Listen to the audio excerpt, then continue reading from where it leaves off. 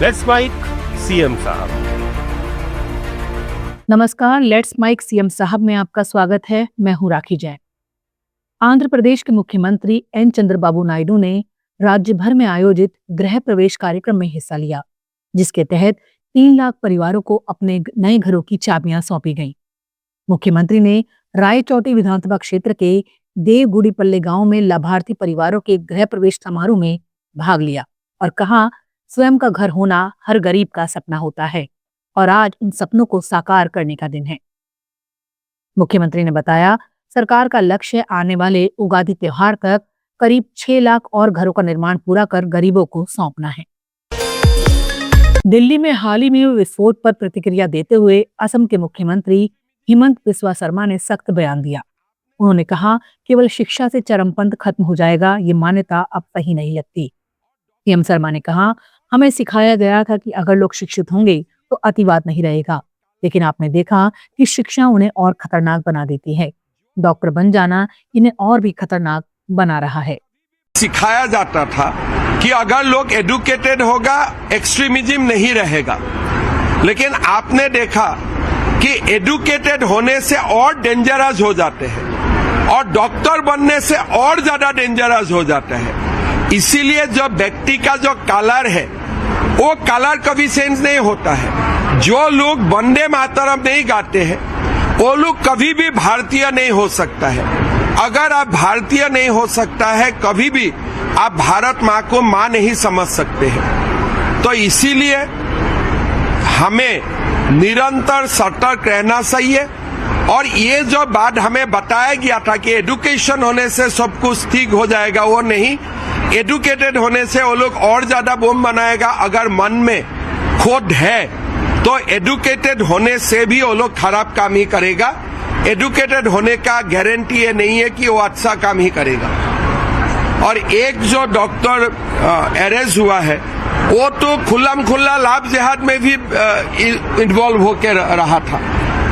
जब वो कॉलेज में पढ़ता था वो खुद ही बोलते थे कि हम हिंदू लड़कियों को फंसा के मुसलमान लड़का का साथ शादी करवा देता था और धर्म का परिवर्तन करवा लेता था। तो ऐसा उनका बयान भी है। तो इसीलिए हमें सतर्क रहना है।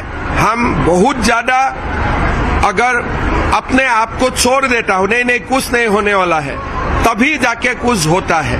पहलगाम से भी हमको सीखना चाहिए, दिल्ली से भी हमें सीखना चाहिए। झारखंड के मुख्यमंत्री हेमंत सोरेन ने कैबिनेट बैठक के बाद राज्य भर में शुरू हुए रक्तदान अभियान की जानकारी दी। उन्होंने बताया कि स्वास्थ्य विभाग की ओर से रक्तदान शिविर का आयोजन किया गया, जिसने वो स्वयं भी शामिल हुए और रक्तदान दिया।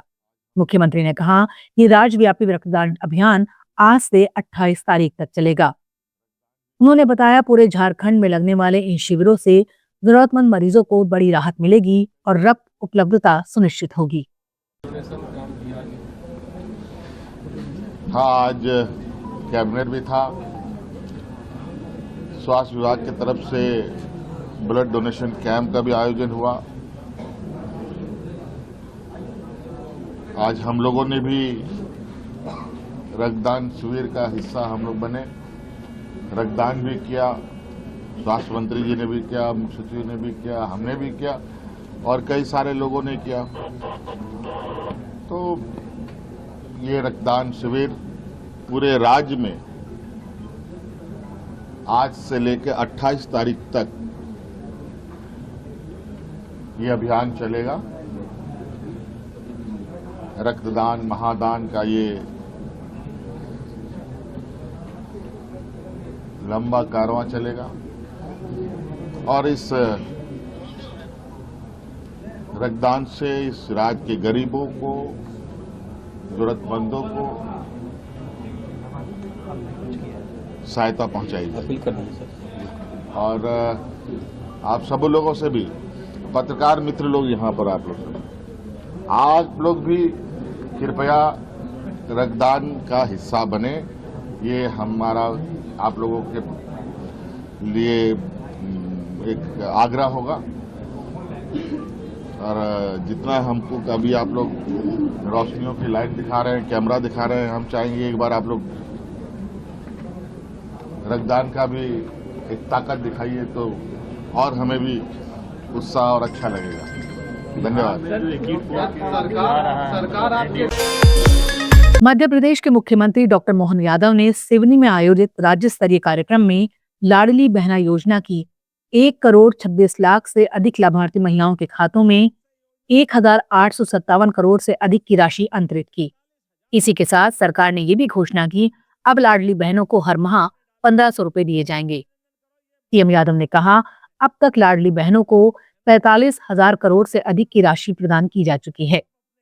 इसके साथ ही रोजगार परक उद्योगों में कार्य करने वाली बहनों के लिए सरकार ने 5,000 की अतिरिक्त प्रोत्साहन राशि देने का भी निर्णय लिया है। आज जब मैं आपसे बात कर रहा हूं तो यहीं पर दिल से कहता हूं, 23 साल में लगभग 35,000 करोड़, और जब से योजना चालू करी जून 2023 से, तो 45,000 करोड़ के आसपास ये राशि हमने बहनों के खाते में डाली। जोरदार अभिनंदन करो, ये बदलते दौर का समय है। बहनों के खाते में पैसा आता है। वास्तव में आप अपने जीवन में इसका हमारा आपका रिश्ता नारी सशक्तिकरण के माध्यम से, रक्षाबंधन और भाई दूज तो मैं कह ही रहा हूं, लेकिन रोजगार के आधार पर हमारा तो प्रयास है आने वाले समय में ऐसी 2 साल हमारी सरकार को जब होंगे तो एक बहनों की मंत्रिमंडल के समूह के माध्यम से हमारी माननीय मंत्री निर्मला भूरिया की अध्यक्षता में एक समूह बनाया कि नारी सशक्तिकरण के आधार पर ये जो 1,500 3,000 हम कर रहे हैं, हमारा प्रयास है बहनें हमारे कारखाने में रोजगार पर कारखाने में काम करें तो हम इनको 5,000 रुपया महीना देना चाहते। जोरदार अभिनंदन करो, धीरे धीरे करके 5,000 महीना भी। जब मैं 5,000 कह रहा हूं तो ऐसा आनंद भी आना चाहिए, दोनों हाथ ऊपर करके रोजगार आधारित कामों के लिए हमारी बहनों के हाथ में जितने रोजगार परक कारखाने, उन कारखानों में अगर रोजगार आधारित काम होगा तो उसके लिए हमारी सरकार के पास कोई कमी नहीं। एक तरफ युवाओं के लिए कल ही हमने उद्योग मंत्रालय से 4 पुरस्कार जीते हैं। 4 पुरस्कार मध्य प्रदेश को पहली बार मिले, माननीय पीयूष गोयल जी ने मोदी जी के माध्यम से दिए। जोरदार अभिनंदन करें, ये बदलते दौर का मध्य प्रदेश। अलग अलग सेक्टर के अंदर बहुत तेज गति से मध्य प्रदेश काम कर रहा है। प्रत्येक क्षेत्र में उद्योग धंधे, व्यापार, व्यवसाय, ये गरीब लोगों की गरीबी दूर करेगा, युवाओं को काम देगा, महिलाओं को सम्मान देगा।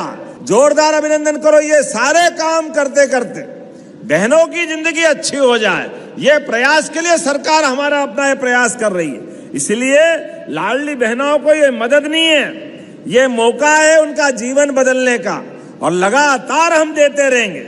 लेट्स माइक सीएम साहब में फिलहाल इतना ही। देखते रहिए, सुनते रहिए लेट्स माइक। नमस्कार। It's time for news. It's time for more than radio. Presenting the first radio news app, Let's Mic. Let's Mic, a news-based app on your phone where you get to watch and listen news, talk shows, interviews, radio show podcasts. On Let's Mic, you get all relevant information of TV, print, radio, podcast, and digital. Let's Mic talks about every segment of life.